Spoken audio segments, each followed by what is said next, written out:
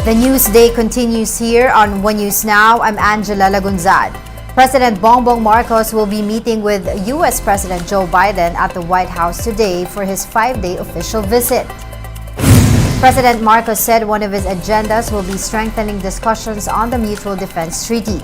He noted that the MDT has to evolve, noting the conditions the country is currently facing from what it was before. The two leaders will also tackle other topics on agriculture, economic cooperation, and human rights. Power at the NAIA Terminal 3 has been restored after almost 9 hours of outage. In a press conference, Marcos said an overflow of current and elbow connector problem initially caused the outage. Transportation Chief Jaime Bautista, meanwhile, wants to conduct a full electrical audit of the terminal. The agency has already coordinated with the National Intelligence Coordinating Agency to help with the investigation of the incident. The outage, which affected at least 9,000 air passengers, occurred at around 1 a.m. today. The Energy Department warns of thinner power supply amid rising demand with the looming El Niño phenomenon. The DOE says the country may see thinner power supply in May until the month of June. According to the agency, this is due to hydropower plants going into preventive maintenance more often due to the hot weather. For this reason, the DOE now calls on the public to be more mindful in their energy consumption. So, tinitingnan natin ang possibility na magkaroon ng kulang na reserba sa regulating reserve at saka dito sa contingency reserve sa first week and second week ng May, first week and second week ng June. Hindi natin sinasabing bawasan natin yung production or bawasan natin yung economic activity. What we are saying is do not be wasteful in the use of energy. Prior to the onset of the El Niño phenomenon, Pag-asa says Filipinos can only expect temperatures to rise further. According to the agency, the heat index will particularly be higher in coastal areas as well as urban areas. So, yung nanggagaling sa dagat, so nagiging mas mataas ang bigay na alinsangan nun, kaya tumataas yung heat index. Dahil dun sa mga matataas ng buildings, ibig sabihin, mababa na yung absorptive capacity ng ating mga kalupaan dahil panay buildings na nga siya na panay init na yung talagang nakatabi doon. More stories coming your way after a quick break. Stay with us.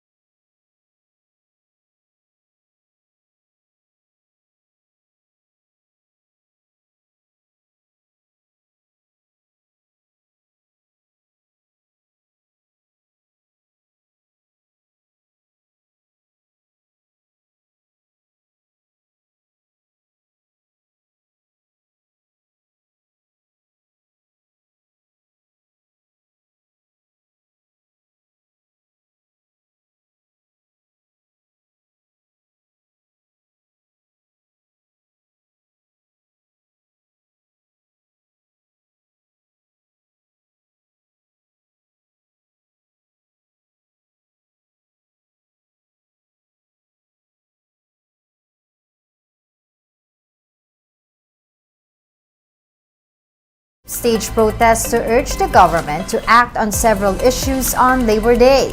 Dave Abuel has the details. Wala pang natutugunan sa hinihingi ng mga manggagawa. Hindi pa maramdaman ng mga manggagawa yung sinasabi niyang ang pangarap nyo ay pangarap ko.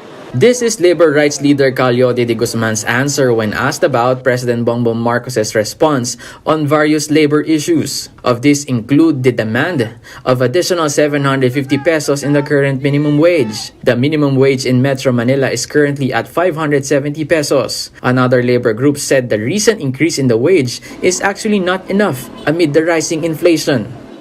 In fact, yung ating 750 pesos na across the board na wage increase ay hindi pa yan papantay sa living wage. Ibig sabihin yung sapat na sahod para mabuhay ng disente yung isang mamamayan.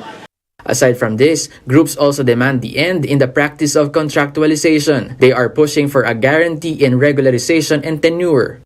Dapat buwagin talaga ang mga manpower agency at ibalik yung dating kalakaran na ang patakaran ng gobyerno ay regularization. After 6 months na pagkatrabaho, dapat nang regular ang mga manggagawa at huwag na basta-basta tanggalin. Instead of shields and bats, protesters were welcomed in Mendiola by policemen handling placards that show love and gratitude to worker sacrifices. According to organizers, more than 15,000 people participated in the rally. For News 5, Dave Abuel, We Are One News. Here's a quick look at today's other top stories.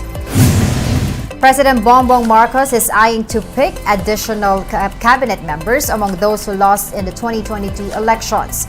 This comes as the end of the one-year constitutional ban nears.